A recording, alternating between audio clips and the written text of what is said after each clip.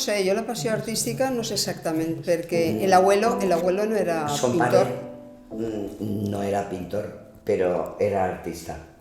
Li agradava molt el teatre i dirigia a Cid Meliana els Miracles de Sant Vicent. Sí. I als 16 anys ingressa en l'escola d'Arts i Oficis, però la guerra el pilla i no pogué acabar. Crec que estigué 3 anys Sí. d'escola, però després els altres 2 anys el pilla ja la Guerra Civil. Quan vingué, com tenia nòvia, pues se casà. I ja això va ser després ja tindré família i posteriorment ja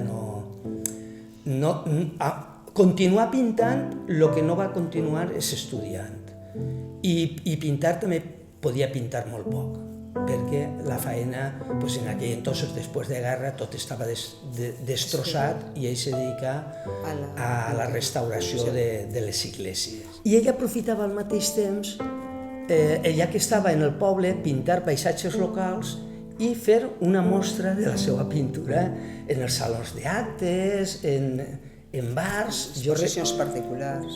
Sí, però no mai en sales d'art, mai arribar a fer-ho en sales d'art. I tal vegada l'afició me ve a mi per això, no? Perquè veia que ho feia amb tant de carinyo, tant d'amor, que al final jo m'enganxi en ell a pintar.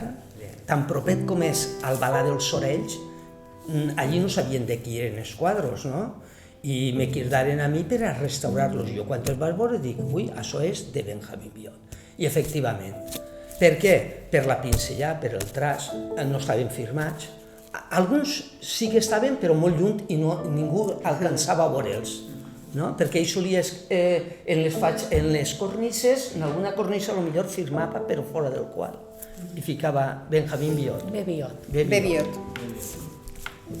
Ell, quan ja era major, que veranejàvem en Montanejos, ell se n'anava en la seva cantimplora i en el seu cavallet i pintava aquarel·les. I allí n'hi ha aquarel·les de Montanejos. Per a mi són les aquarel·les de mon pare, no més bones que eixes, per dir la veritat. Aquarel·lista millor que te pugues tirar a la cara. Més que Noli. I què passava, Pepe, que tu també ho saps, se ficava a pintar l'aquarel·la i quan arribava a casa li feies, papà, què has pintat?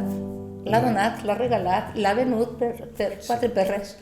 Ell és que no li importava la seva... I, a més, jo tinc escultures per canvis de mon pare que feia un quadre, una escultura. En aquella època se gastava molt això.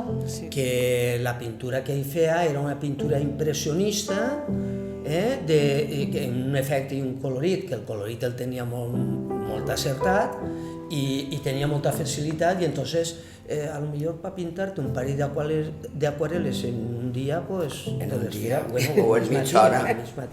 Era molt ràpid, molta facilitat. I solia pintar temes per als alrededors, en vacances, que és quan més ell estava lliure, claro. Era el mes que s'agarrava per disfrutar amb la família, i diu, ara me dedique a anar per el monte, a pintar per els carrers, a fer retratos. O sigui, era com si estigués com un artista, no? Un artista de Montmartre que s'agarra la carpeteta, se fica en la porta del carrer o en el canto de la plaça. La cantimplora i la caireta plegable. I tots els que passaven, a tots els dibuixava. Però la cantimplora de plàstic i la seva caireta plegable.